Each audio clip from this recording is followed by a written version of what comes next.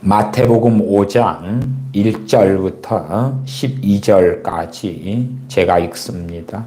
예수님께서 무리를 보시고 산에 올라가 앉으시니 제자들이 나아온지라. 입을 열어 가르쳐 가라사대 심령이 가난한 자는 복이 있나니 천국이 저희 것이며 애통하는 자는 복이 있나니 저희가 위로를 받을 것이며 온유한 자는 복이 있나니 저희가 땅을 기업으로 받을 것이며 의에 줄이고 목마른 자는 복이 있나니 저희가 배부를 것이며 긍휼히 여기는 자는 복이 있나니 저희가 긍휼히 여김을 받을 것이며 마음이 청결한 자는 복이 있나니 저희가 하나님을 볼 것이며 화평케 하는 자는 복이 있나니 저희가 하나님의 아들이라 일컬음을 받을 것이며 의를 위하여 핍박을 받은 자는 복이 있나니 천국이 저희 것임이라. 나를 인하여 너희를 욕하고 핍박하고 거짓으로 너희를 거스려 모든 악한 말을 할 때에는 너희에게 복이 있나니 기뻐하고 즐거워하라. 하늘에서 너희의 상이 큼이라. 너희 전에 있던 선지자들을 이같이 핍박하였느니라. 아멘. 부흥에 대하여서 많은 왜곡과 또한 많은 거짓들이 있습니다. 부흥에 대한 가장 큰 그러한 현대적인 왜곡과 거짓은 신사도 운동에 있다. 신사도 운동이 주장하는 그러한 대부흥, 대추수 그러한 것이 있을 것이다. 물론 저는 부흥을 실상 원하고 추구합니다. 성경적인 부흥, 나아가서 역사적으로 미국의 1차, 2차 대각성 운동처럼 혹은 아주사 부흥처럼 원산 대부흥처럼 1907년에 평양 대부흥처럼 그러한 진정한 부흥들을 원합니다. 그러나 잘못된 허황되고 기괴한 그러한 신사도에 속한 자들이나 영향을 받은 자들이 믿는 그러한 허구적인 잘못된 방식의 부흥, 그러한 것은 배격합니다. 저는 주님께서 말씀하신 이 팔복이 바로 부흥의 원리고 비결이다, 그렇게 믿습니다. 그래서 어떤 사람들이 부흥의 통로가 되느냐, 어떤 시대에 놀라운 부흥이 있느냐 할 때에 팔복 가운데 첫 번째 마태복음 5장 3절에 심령이 가난한 자는 복이 있나니 천국이 저희 것이며, 심령이 가난한 사람들, 그런 사람들이 첫째는 부흥의 통로가 되고 하나님께서 쓰시는 통로가 되고, 두 번째는 그러한 사람들에게 주님께서 만나 주신다. 또한 그러한 마을, 그러한 도시의 사람들, 그러한 국가, 그러한 민족에게 놀라운 성령님의 부으심이 있고 회개, 회심의 역사가 나타난다. 우리의 자녀들이 심령이 가난하다면 심령, 뱃속, 마음에 탐욕, 욕심, 정욕으로 가득한 게 아니라 가난하다면, 마음이 가난하다면, 그렇다면 주님 말씀하신 그대로 천국이 저희 것이 될 것이다.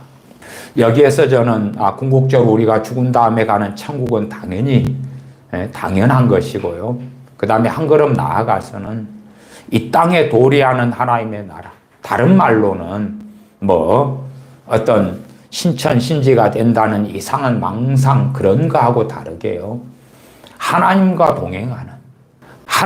동행하는 하나님으로부터 오는 기쁨과 평안을 누리는 천국, 그러한 천국, 주님으로 인하여 기쁨이 충만케 되어지는 그러한 천국도 어떤 자가 누리고 얻느냐 할 때에 심령이 가난한 자가 얻는다. 우리가 시대가 발달해 갑니다. 특별히 발달해 가는 것은 문명이지요, 과학이지요. 자동차가 더, 기차가 더, 또한 의류가 더, 과학기술이 더 핸드폰이 더 발달해 가는 거죠. 그러면서 우리는 심령이 가난한 것에서 마음이 점점점 멀어지기도 합니다. 우리가 원하고 욕망하는 것이 점점점 많아지죠. 더군다나 우리의 어린 자녀들은 어릴 때부터 참 많은 것들을 누려오지만 거기에서 자족함, 만족함을 배우기보다는 더 원합니다. 그러면 심령이 가난케 될 때에 그들 가운데 회개 역사가 나타나고 부흥의 역사가 나타날 것이다. 심령이 가난케 된 세대에게, 심령이 가난케 된 사람들에게, 심령이 가난케 된 사람들을 사용할 것이다. 세상의 것으로 가득 채워져 있다면 성경 66권에서 하나님께서 말씀하시는 것이 마음을 사로잡지 않을 것입니다. 그러나 하나님께서 주시는 말씀하시는 뜻이 마음을 사로잡는 사람들, 그러한 사람이 심령이 가난한 사람들이죠. 하나님의 말씀이 들어갈 자리가 있는 것, 심령에 다른 것들을 채워넣지 않았음에 하나님의 것을 받을 수 있다 그 말이에요. 이 뱃속 안에 가득히 세상 것으로 채워놓고 그 다음에 성령님이 거기에 임하시면 되는 그러한 망상이 아니라 심령이 어떻게 비워집니까? 더러운 것을 채워진 게 어떻게 비워집니까? 회개함으로 비워집니다. 회개함으로 비워져 가는 거예요. 그리고 그 회개하는 심령을 전능하신 아버지 하나님께서 만족해 하실 것입니다. 그러면 그들의 심령에 새로움이 임할 것이지요. 그리고 그러한 통로가 되는 사람들이 누구냐? 심령이 가난한 사람들이다. 그들이 천국을 누리고 우리가 이 땅의 삶을 다 마감한 다음에 가는 그러한 천국, 혹은 주님께서 재림하신 다음에 완전히 이루어지는 새 하늘과 새 땅, 그 천국 말고 이 땅에서 살아가면서 주님 안에 거하는 즐거움, 구원의 감격, 전능하신 하나님을 섬기는 기쁨, 찬양의 즐거움 등을 누리는 사람들, 그리고 하나님의 뜻, 하나님의 말씀이 가장 소중한 사람들, 그러한 사람들의 기도, 그러한 사람들의 믿음을 통하여 마을이든 도시든 또한 교회든 지역이든 부흥의 통로는 될 수 있을 것이다. 그러나 이제 그 개인의 심령의 새로움과 부흥에서 끝날 것이냐, 아니면 그것이 퍼져갈 것이냐. 우리가 불을 가지고 있어도 그 불이 폭우가 쏟아지는 날에, 그런 날에 빛 가운데 불을 붙이려 그러면 오히려 내 불도 유지하고 지키기가 어렵겠지요. 그러나 지금의 비가 별로 오지 않는 지역의 온도가 너무 이상기후로 올라갈 때에는 쉽게 그냥 불이 붙고 그 다음에 불이 꺼지기도 어렵고 계속하여 불타오르는 그러한 일이 벌어지죠. 그러한 것처럼 마른 장작에 다 말랐다면 거기에 불씨를 갖다 대면 쉽게 불타오르겠죠. 우리나라에는 그래서 겨울에는 불조심을 그렇게 외치고 산에 등산 가는 사람들에게 주의를 요구하고 그러지요. 풀들이 다 말라있고 비는 별로 오지 않고 그럴 때에 불이 나면은 쉽게 다 불타오르기 때문에 그렇지요. 심령이 가난한 사람들이 많을 때 거기에 불이 붙여지면, 그러면 그것을 우리가 볼 때에 놀라운 부흥이 일어났구나, 그렇게 볼 수 있겠지요. 애통하는 자는 복이 있나니 저희가 위로를 받을 것이며, 애통하는 사람들에게 주님께서 말씀하는 주체는 하나님이 아닙니다. 전능하신 하나님 아버지께서 그 아들을 통하여 주님 말씀을 듣는 사람들에게 말씀하시는 것입니다. 애통하는 자는 복이 있으니 너희가 애통하는 자가 되라는 메시지죠. 심령이 가난한 자는 복이 있나니 너희가 심령이 가난한 자가 되라는 말씀이죠.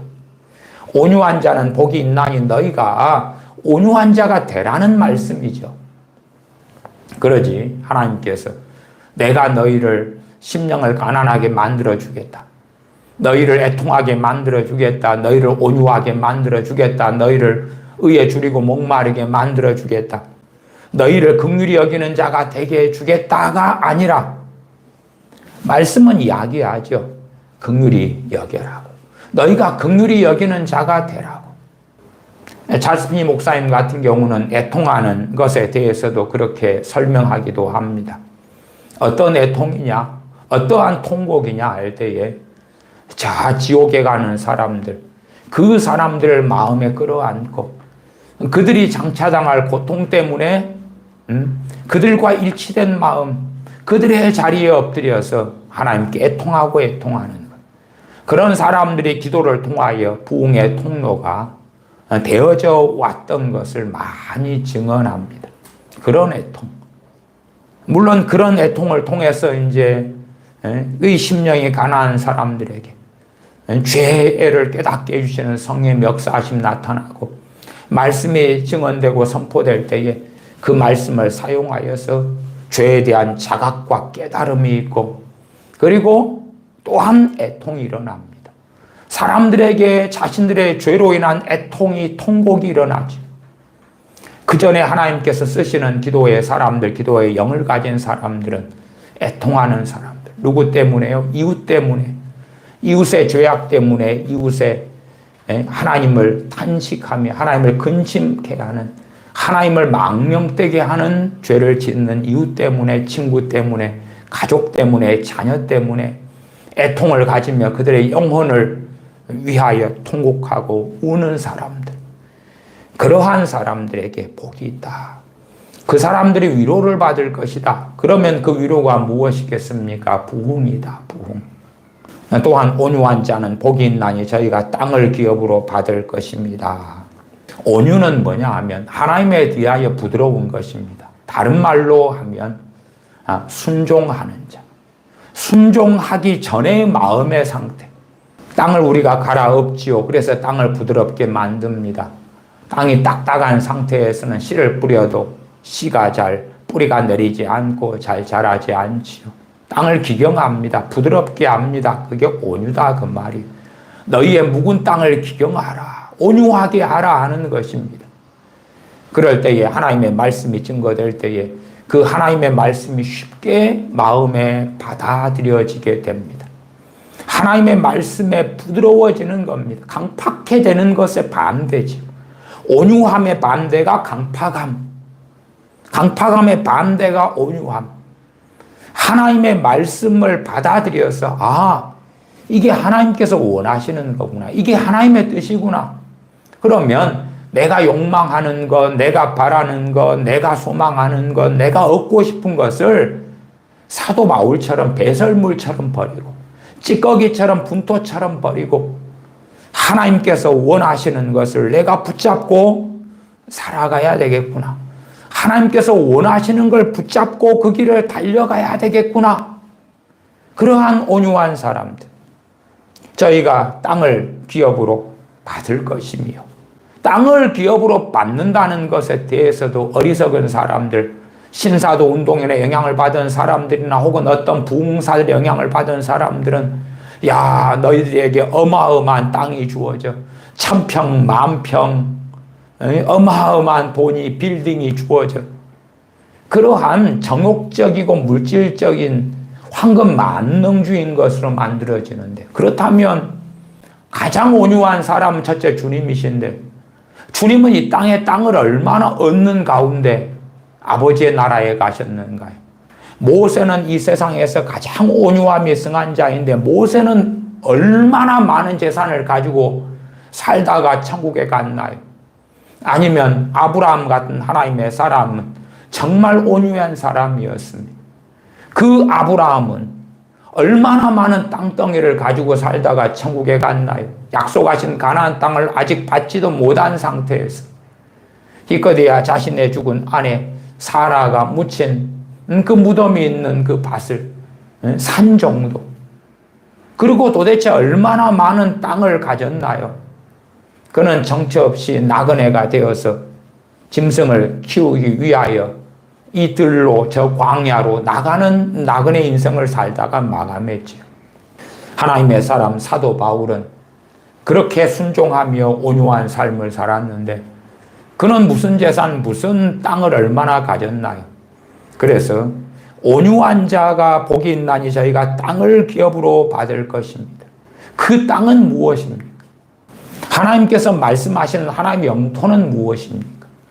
나라의 조건은 법이 있어야 되고 거기에 국민이 있어야 되고 영토가 있어야 되죠.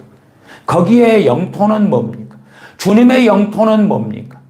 주님께서 교회에 대하여 주님께서 머리 되시며 그리스도인의 지체됨, 각자의 지체됨 속에서 그 몸이 교회다. 그것이 땅이지요. 정말 하나님의 영토는 하나님의 백성, 하나님의 자녀들이죠. 땅을 기업으로 차지한다. 온유한 자가 순종하는 자를 통해서 하나님 나라가 확장되어져 가죠. 사도 베드로를 통하여 사도 바울을 통하여 더 많은 사람들이 하나님의 사람으로 거듭나고 그리고 그들이 거하는 곳에서 빛과 소금이 되어지고 곳곳에 장소적으로는 예배당이 세워지고 예배가 찬양이 울려 퍼지죠. 그것이 땅을 기업으로 받는 것이다. 그렇게 또 말씀을 드리겠습니다. 6절 의에 줄이고 목마른 자는 복이 있나니 저희가 배부를 것입니다. 의에 줄이고 목마른 사람들, 참으로 성령님의 놀라운 역사하심이 나타나지 않으면 하나님의 말씀에 목말라도 굶주려도 하나님의 말씀이 의가 되지요. 하나님의 뜻이 의가 되고 무엇보다 놀라운 하나님의 의가 되시는 분은 우리 주 예수 그리스도시죠. 주님의 복음이 전파되어도 지적이고 냉랭하고 뜨겁지 않지요. 의에 줄이고 목마르지 않는다 그 말이. 그러나 의에 줄이고 목마른 사람들에게 성령님께서 놀랍게 임하시면 그러면 그들이 배가 부를 것이다. 밥을 먹어서 뷔페에서 많이 먹어서 그래서 배부른 게 아니라 영적인 놀라운 만족을 예수 그리스도 때문에 하나님의 말씀 때문에 진리 때문에 하나님을 암 때문에 성령님의 임하심 때문에 그 사람들은 의에 줄이고 목마른 것이 기갈되고 해소되고 배가 부르게 될 것이다. 또한 이것을 저는 다른 말로 첫째 개인에게 벌어지면 개인의 부흥이고 개인의 심령의 부흥이고 그것이 이제 교회에게 그것이 마을에 그것이 도시에 그렇게 펼쳐져 가면 또한 또 다른 의미에서의 부흥이 되죠. 평양대부흥처럼 원산부흥처럼 그렇게 부흥이 일어나는 거지. 그래서 부흥에 대하여 논한다면 저는 무엇보다도 주님께서 말씀하신 산상수훈의 팔복이 부흥의 원리와 비결을 이야기한다. 그렇게 말씀을 드리겠습니다. 주님께서는 심령이 가난한 자, 애통하는 자, 온유한 자, 의에 줄이고 목마른 자, 긍휼히 여기는 자, 마음이 청결한 자, 화평케 하는 자, 의를 위하여 핍박을 받는 자, 주님 때문에 욕하고 핍박을 욕을 당하고 핍박을 받는 사람들. 그런 사람들이 되라고 말씀하시는 거지. 그런 사람들에게 주시는 복을 이야기하시는 것입니다. 7절에 긍휼히 여기는 자. 긍휼히 여기는 것도 가장 보편적으로 우리가 이해하는 긍휼히 여김은 무엇입니까? 그것은 좀 더 물질적인 것이 많습니다. 누가 돈이 필요하면 돈으로 구제하고 도와주고 그러한 건데 더 근원적인 긍휼은 무엇입니까? 영원한 멸망이 기다리고 있는 사람들, 그들이 당할 고통을 하나님의 자녀인 우리는 알기 때문에 그 멸망으로 달려가고 있는 그 사람들을 마음에 품고 그들을 우리 주 예수 그리스도 이름으로 그들을 위하여 전능하신 아버지께 구하는 것입니다. 참된 중보자 되신 주님의 이름을 의지하여 전능하신 하나님께 그들의 영혼을 품고 기도하고 기도하는 것입니다. 그것이 가장 위대한 긍휼에 속한다. 가장 아름다운 긍휼에 속한다. 물론 그럼에도 굳이 하는 것을 그것이 중요하지 않다는 건 절대 아닙니다. 가난한 사람들에게, 어려움에 처한 사람들에게 재정적, 경제적 도움을 주는 건 너무나 귀하고 좋은 것입니다. 또한 그러한 섬김은 너무나 아름다운 것입니다. 그러나 그것보다 더 위대한 긍휼이 있다. 그것보다 더 위대한 긍휼 자비가 있다. 그것은 영혼을 끌어안고 하나님께 탄원하고 탄식하며 기도하는 것입니다. 때로는 죄 때문에 고통하는 사람, 예수를 믿는 사람인데 그런데 그들이 하나님께 더 나아가지 못하고 죄 때문에 신음하며 영적으로 병들어가는 그런 사람들을 마음에 품고 하나님께 구하고 구하는 것입니다. 마치 내 일처럼, 마치 내게 일어난 일처럼. 실상은 그것이 우리 교회의 부르심에 속한다. 우리 교회다 하는 것은 한 지역교회인 혹은 온누리 선교교회로 모이는 그러한 교회로 이야기하는 것이 아니라 주님의 몸인 교회로서 이야기하는 것입니다.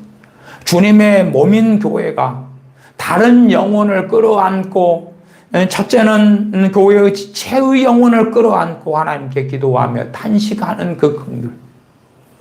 한 걸음 나아가서 이제 교회 안의 지체만이 아니라 더 폭넓게, 그리고 더 놀랍게는 완악한 자, 죄악 가운데 있는 불신자, 하나님을 알지 못하는 사람, 그들의 영혼을 끌어안고 하나님께 간절히 엎드려 구하는 것, 그들의 영혼을 위하여 구하는 것, 그것이 가장 아름다운 긍휼이다.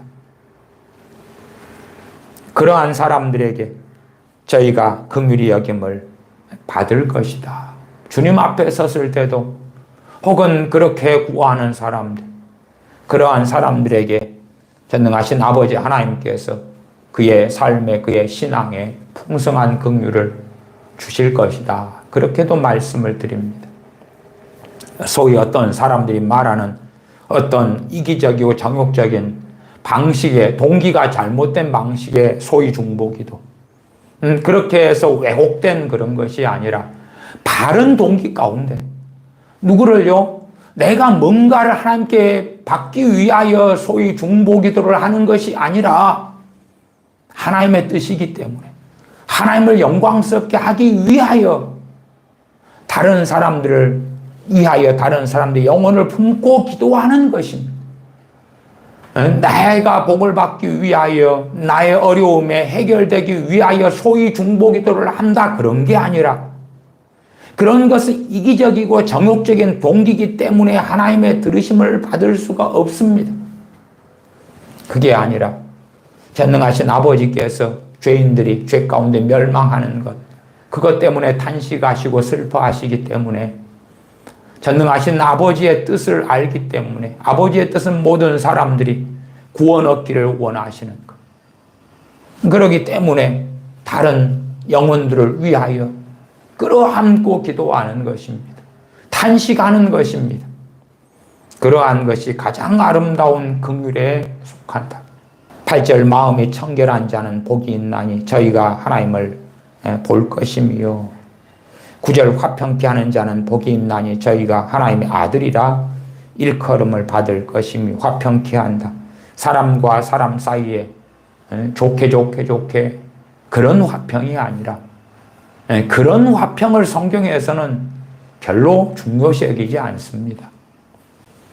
그런 화평이라면 신자와 불신자가 하나 되고 마귀 벨리알이 또한 성령님과 하나 되는 그런 화평이 어디가 존재하겠습니까? 하나님의 자녀와 마귀의 자녀가 하나 되는 그런 화평이 어디 있겠습니까? 그게 아니라 하나님과 죄인들, 하나님과 완악한 자, 하나님과 하나님을 등진 자를 화평케 하려면 하나님께서 바뀌시는 게 아니라 죄인들이, 강팍한 자들이 회개하며 하나님께 나와야지 화평이 이루어진다 하는 것입니다. 하나님은 변하시지 않습니다. 사람이 바뀌고 사람이 변해야 합니다. 그렇게 하는데 가장 중요한 무기는 당연히 두 가지죠. 기도와 말씀, 말씀과 기도입니다. 말씀과 기도입니다. 그리고 너희는 모든 사람을 위하여 기도하라 하는 말씀처럼 우리는 다른 사람들을 하나님 아버지와 주 예수 그리스도를 통하여 화평케 하기 위하여 그들의 영혼을 품고 기도하는 거죠. 기도하는 거죠. 그러한 화평케 하는 자. 단지 그냥 아무것도 안 하면서 기도만 하면 돼 하는 좀 기괴하고 비틀어진 그런 소위 중보기도에서 많은 자들이 말하는 그런 것과는 다른 것입니다. 그럼에도 기도와 말씀을 통하여 말씀을 증거하고 전함으로 예수 그리스도의 복음을 전함으로 화평케 하는 자. 또한 그것만으로 충분하지 않고 그 영혼들을 위하여 기도하고 기도함으로 화평케 하는 자. 그런 자가 복이 있다. 제가 부흥에 대하여서 과거에서부터 많은 시간 설교해 오기도 했습니다. 제가 찰스 피니 목사님의 여러 설교들이나 가르침들을 좀 함께 말씀도 드리고 살펴보는 이유 중에 하나는 실상은 저는 그러한 찰스 피니 목사님처럼 놀라운 부흥에 쓰임받았던 이도 결코 아니고 그 시대에 살았던 사람도 아니기 때문에 그 시대에 벌어졌던 미국의 제2차 대각성 운동 때에 그 성령님의 놀라우신 역사를 알지 못합니다.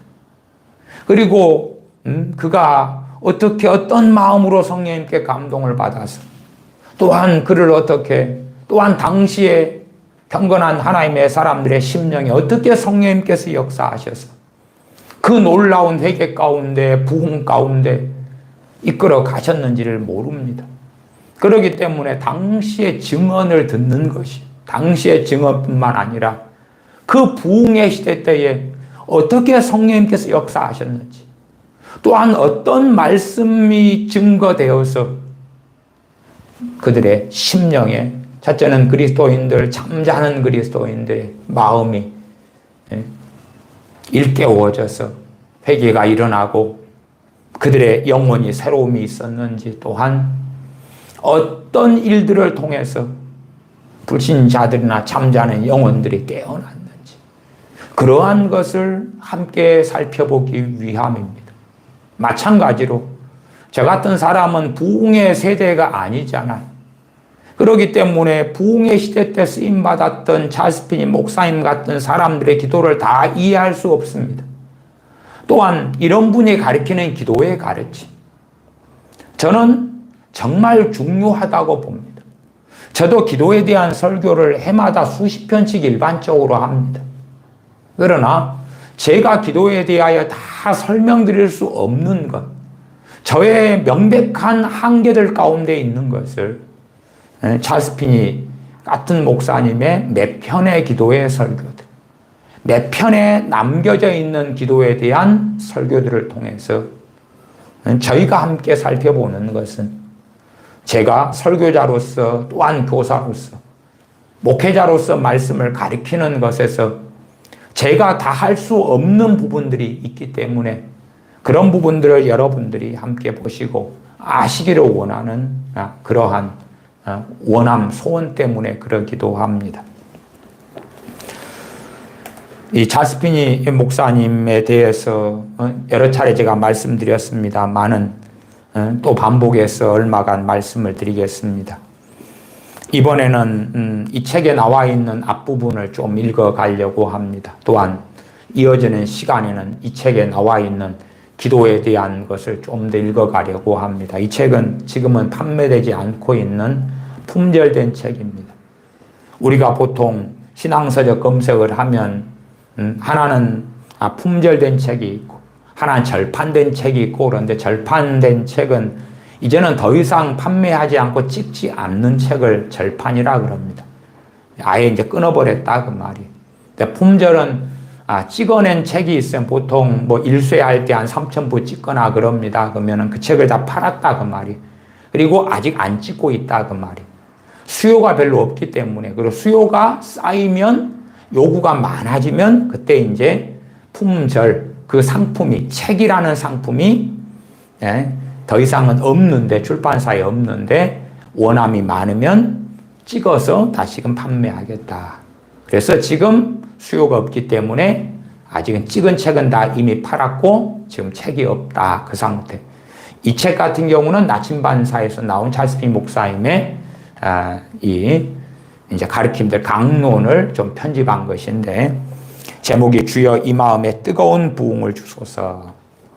이 책은 1998년에 나침반에서 나왔는데 지금은 품절입니다. 사실은 이제 1975년에 나온 진정한 부흥 생명의 말씀사에서 나온 이 책은 이건 절판입니다. 1975년에 나왔는데 75년도 책이에요, 이게. 이제 이 책이 두 개가 같은 책입니다. 근데 이제 양이 많죠, 요건 양이 적고, 그래서 이것을 좀 편집을 싹 해가지고, 이건 98년이니까 좀 요즘에 쓰는 말로 이해하기 쉽게 좀 바꿔놓은 거고요. 그리고 많이 빼버렸고. 그래서 읽기는 이 책이 훨씬 좋은데, 아직은 이 품절이고, 요건 구할 수 없는 책이고. 대신에 책의 내용은 같은 책에서 나온 것입니다. 같은 책에서. 그 다음에 전에 제가 찰스 핀의 기도에 대해서도 나왔는데, 이 두 책 다 기도에 대해서는 3번의 강론이 들어가 있습니다. 3번의 강론. 그리고 이 3번의 기도에 대한 강론을 여기는 축약을 해놨고, 좀 편집을 많이 했고, 이 책은 더 많이 빼놨습니다. 더 많이 빼놓은 건 제가 좀 읽어드렸고, 이건 아주 간략하게. 이건 좀 더 중간 분량으로. 이것이 이제 원본인데, 원본에 가까운 책이죠. 1975년에 번역돼 나온 거죠. 그러나 이제 어려워요. 단어도 어렵고, 번역도 좀 어렵고, 75년 번역이니까. 지금은 이제 없는 책입니다. 뭐, 찰스 핀 목사님의 설교집 가운데 전에 큰 구원의 소식, 이것도 1987년 건데, 이것도 지금은 이제 절판되었고요. 요 그리스도의 순종의 원리, 이것도 생명 말씀사인데 97년에 나왔는데 지금 절판입니다. 못 구하는 거죠. 또 예수권의 양심, 이건 92년에 나왔는데 이것도 절판입니다. 지금은 더 이상은 앞으로도 찍지도 않습니다. 또 하나님으로부터 오는 능력도 이것도 절판입니다. 책이 다 찰스 핀 목사님 책이에요. 이것도 87년에 나온 로마서 설교집인데 승리의 원리인데, 이건 크리스찬 다이제스트인데 이것도 절판입니다. 더 이상은 안 냅니다. 뭐 책들이 많은데 이건 믿음의 비밀인데 이것은 품절. 앞으로 수요가 좀 많아지면 찍고 뭐 이렇게 이제 실상은 절판된 책들이 좀 많습니다. 이건 품절의 상태고. 그래서 이 진정한 부흥에 대한 이 부분에 있어서 앞에 찰스 핀 목사님의 좀 서러운 부분을 약간은 제가 읽어드리겠습니다. 우리나라에서는 75년인데 본래는 나중에 이제 75년에 이게 절판된 다음에 생명말씀사에서 찰스 핀의 부흥론, 그래서 제 알기로 98년에 다시 냈습니다. 그러다가 그 책도 절판. 그래서 이 부분은 다 절판된 걸로 제가 확인합니다. 이 책은 찰스 핀 목사님이 43살 때, 그때에 이제 금요일 날 저녁에 매주마다 총 22번에 걸쳐서 강론을 한 것입니다. 금요일 저녁에 말씀 강론을 한 것입니다. 22번에 걸쳐서. 그리고 그것을 1835년에 그때 43살 때지요. 그때에 출간을 했습니다. 당시에는 또 녹음기 같은 게 없었기 때문에요. 그냥 사람들의 기억에 의지하고, 그리고 필사를 어떻게 하든지 했고, 그러나 이제 그 강론이 전체 필사는 안 됐다 그래요. 그래서 서문을 찰스 핀 목사님이 이 강론에 대하여 쓴 서문을 좀 읽어 드리겠습니다. 본 강론은 나의 교인들에게 가르쳤던 것이었음을 기억해 주시기 바랍니다. 이 강론은 사전에 어떤 계획이나 개요도 없이 주마다 강론을 해 나가면서, 그러니까 무엇을 계획하고 이 무엇을 어떻게 설교해야 되겠다가 아니라 그때그때 주시는 영감에 따라서 22번을 전하는 거다, 그 말입니다. 그래서 한 제목 한 제목 부흥에 대한 이 말씀 강론을 발전시켜 나간 것입니다. 나는 이 부흥에 대한 강론을 통하여 우리 교인들이 채워지는 것을 보았습니다. 나는 전도자라는 기독교지의 편집인이 본 강의를 그의 책임으로 출판할 것에 동의했습니다. 전도자라는 당시의 기독교지가 그렇게 이제 출판하는 기독교지가 이 강론을 출판하겠습니다. 동의했습니다. 나는 현재 한 교회의 목회자고 전도자로 일할 수 있을 만큼 충분한 건강도 없는 상태입니다. 당시에 43살인데 찰스핀 목사님 이제 건강을 많이 상실해가지고 목회자로서는 있는데 전도자로 하려면은 이제 말 타고 다니고 걸어 다니고 막 돌아다니는데 그 건강 잃었던 상태로 43살인데 지금 적어집니다. 토대로 한편 나의 교회에서 목회를 하면서도 나는 다른 교회들에게 다소나마 도움을 줄 수 있지 않을까 생각하면서 이 강론이 출판되는 것을 허락했습니다. 그 앞에 부흥으로 하나님께서 놀랍게 찰스핀 목사님 쓰셨어요. 그러다가 이제 목회자로 그렇게 있는데 더 이상 전도자로서는 건강을 잃어서 그 43살 때는 활동을 못했고요. 물론 나중에 이제 하나님께 또 놀랍게 쓰십니다. 당시에가 1835년인데 1850년대, 60년대도 이 찰스핀 목사님을 쓰시고요.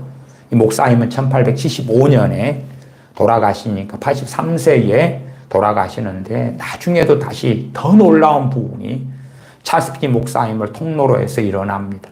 그러나 그 앞에도 계속하여 부흥의 통로로 목사님을 써왔기 때문에 그러한 것들이 이 진정한 부흥이나 혹은 나중에 출간됐다가 절판된 찰스핀의 부흥론, 거기에 여러 간증들이 나와 있습니다. 공평히 말하자면 이 기독교지에 실린 내용을 읽으면서 이 책이죠. 이 책을 읽으면서 잘못된 것도 없잖아 있지만 이게 찰스핀 목사님 의도하고 다르게 이제 이렇게 막 적어지고 출판된 것도 있다. 그렇지만 속기를 하지 않고서도 일일이 받아서 속기도 못했는데 나의 의도를 그처럼 정확히 전달한 데 대해서는 나는 놀라움을 금치 못합니다. 속기도 못했는데 아마 기억에 의존해서 적었던 것 같아요. 그래서 더 세부적인 내용은 못 적고 이 책도 골조만을 다루는 방식으로 출간이 됐다 그래요. 골조. 그래서 당시에 강론했던 걸 다 녹음기가 있는 게 아니고 이렇게 필사를 속기 같은 것을 못했기 때문에 다 이렇게 적어진 건 아니다 그 말이에요. 사람들의 기억에 의존해서 이제 이건 필요하다. 부흥에 대한 이 22번의 강론이 필요하다. 그래서 더 이반겔리스트라는 전도자 이렇게 일컬어진 기독교지에서 이걸 출판했다. 본 강론에는 문학적인 가치는 전혀 없습니다. 그럴 의도도 없습니다. 문학적으로 고상한 강론을 하겠다는 것이 나의 계획이 아니었기 때문입니다. 금요일 저녁마다 전혀 부담 없이 강론한 것들입니다. 그렇게 해서 22번이 있습니다. 그리고 이제 이거 가운데 일부를 발췌해서 이제 한 반 정도나 약간 넘게 발췌해서 다시 이것이 나침반에서 98년에 출판됐는데 주여 이 마음에 뜨거운 부흥을 주소서. 그런데 이 책도 품절됐습니다. 이 책에서 소개하는 찰스핀 목사님에 대한 소개하고 그 다음에 이 머리말하고 그리고 제1장 부흥의 시작장을 이 시간에는 좀 읽어드리겠습니다. 찰스핀이는 근대 부흥사에서 가장 큰 영향력을 미친 인물입니다. 이 책에 실린 그의 역동적인 메시지는 영혼을 뒤집어지게 하는 역동적인 말씀이 됩니다. 심령의 부흥을 사모하는 사람들은 꼭 읽어야 할 책입니다. 그렇게 돼 있고요. 머리말은 신앙 부흥에 관한 교훈들은 도처에 많고도 많습니다. 아마 이 책이 이제 미국에서 출판될 때에는 아직도 부흥 그러지만은 지금 시대는 신사도들이 말하는 이상한 부흥 말고는 뭐 보통 우리 교인들에게 부흥에 열망이 있거나 막 그러지는 않은 걸로 압니다. 저는 1990년 초중반 이럴 때에는 참 부흥에 대한 열망이 저도 굉장히 강했습니다. 부흥에 대한 많은 책들을 보고 연구를 하고 미국의 1차 대각성, 2차 대각성, 아주사 부흥 등등을 많이 연구하고 살피고 그러면서 주로 제가 군대 군종병 있을 때도 밤 12시 넘게까지 산에서 그 군대 복음화 부흥을 위해서 1년 몇 개월을 기도하고요. 그 다음에 또 대학생활 때는 대학 캠퍼스의 부흥을 위해서 새벽 2시까지도 몇 달씩 기도하고 그러한 부흥을 위한 기도를 제 개인적으로는 참 많이 했더랬습니다.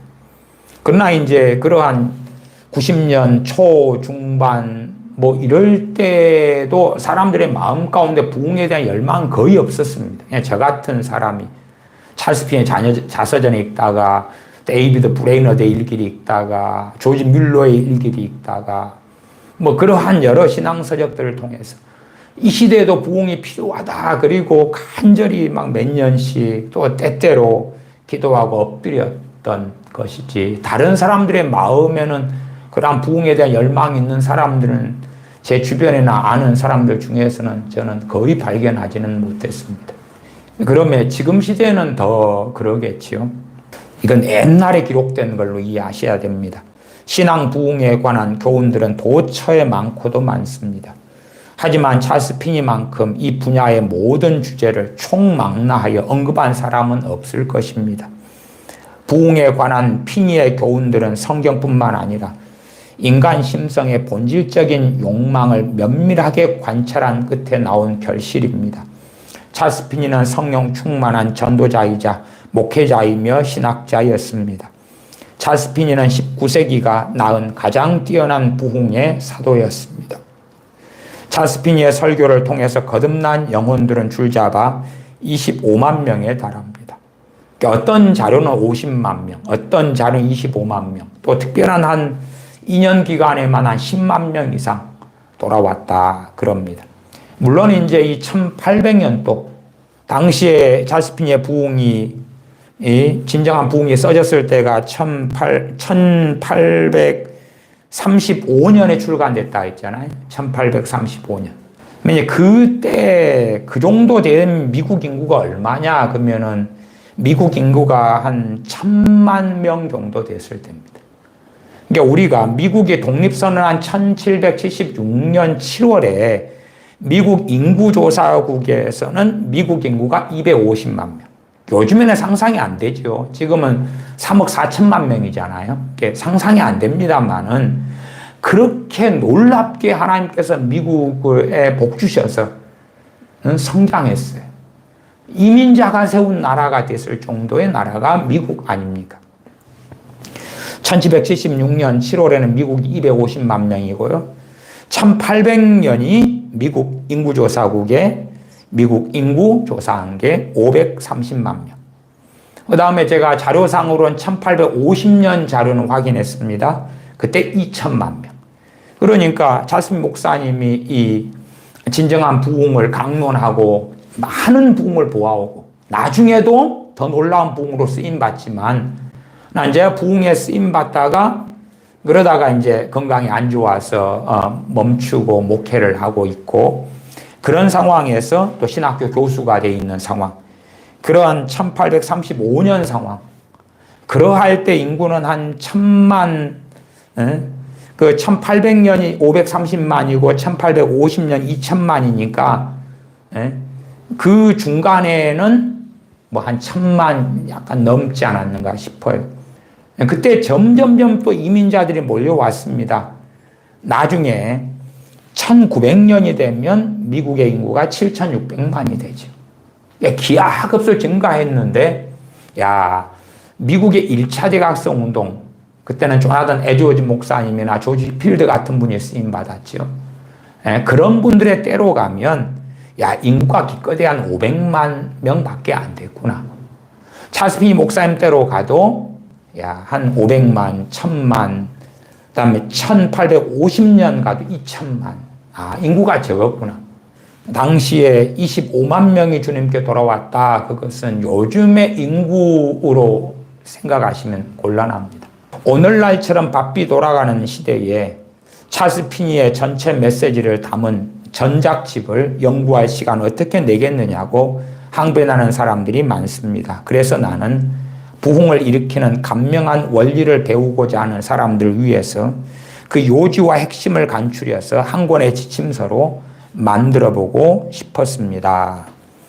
부흥의 축복은 우리가 뒷짐지고 있더라도 그저 하나님께서 적절하다고 판단하시는 때에 하나님의 방법으로 주어지는 것이 아니냐고 우리는 생각합니다. 그렇지만 찰스 피니는 사람들의 마음가짐과 삶의 조건이 충분히 갖추어진 후에야 부흥의 축복이 베풀어진다는 사실을 성경을 통해 명확하게 밝히고 있습니다.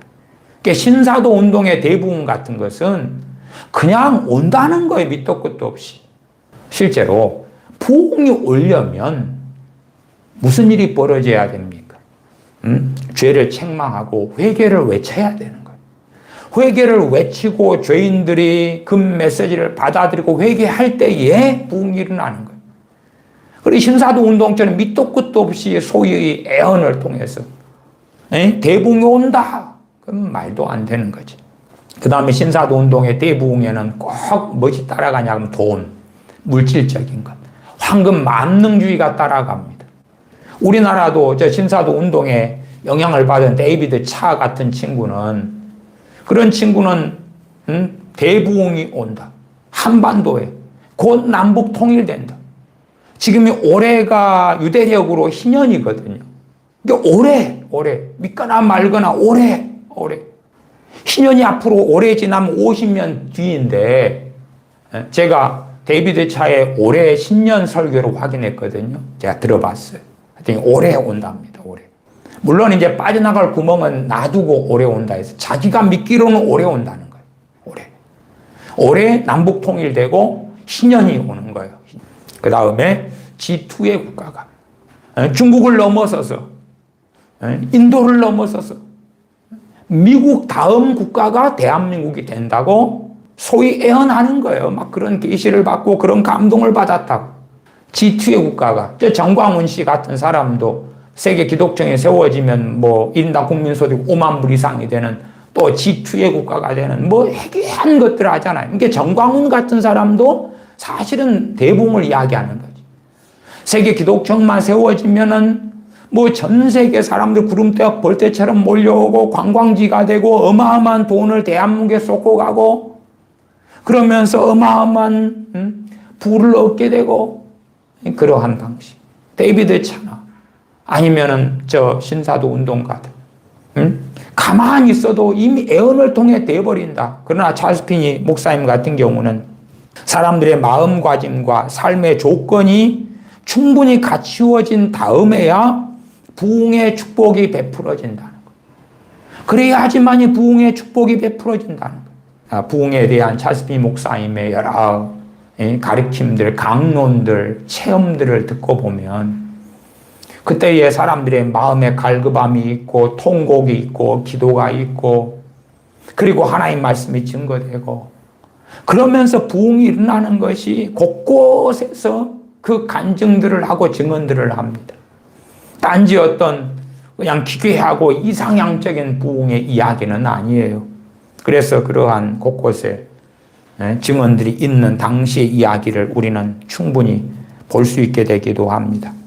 이 머리말은 이 좀 두꺼운 책을 이렇게 얍실하게 이제 편집하고 전집에서 찰스 피니 전집에서 좀 한 권으로 한 그러한 영문판 편집이니 쉘 헤이머라는 분이 요 머리말을 썼습니다. 1장은 부흥의 시작인데 한 장짜리입니다. 제가 1장을 이번 시간은 읽어드리겠습니다. 부흥, 신앙 부흥, 심령 부흥, 이 부흥이란 죄에 대한 새로운 각성과 회개입니다. 죄에 대한 새로운 각성과 회개입니다. 자스민 목사님이 지금 이야기하는 것입니다. 그리고 부흥은 바로 하나님께 순복하는 삶을 살고자 하는 강렬한 갈망의 결과로 우리 속에서 일어납니다. 죄에 대한 새로운 각성, 그리고 죄를 깨닫고 회개가 일어나는 것, 그것이 부흥이다. 또한 하나님께 순복하는 삶을 살고자 하는 강렬한 갈망의 결과로 부흥이 나타난다. 말씀대로 살겠다.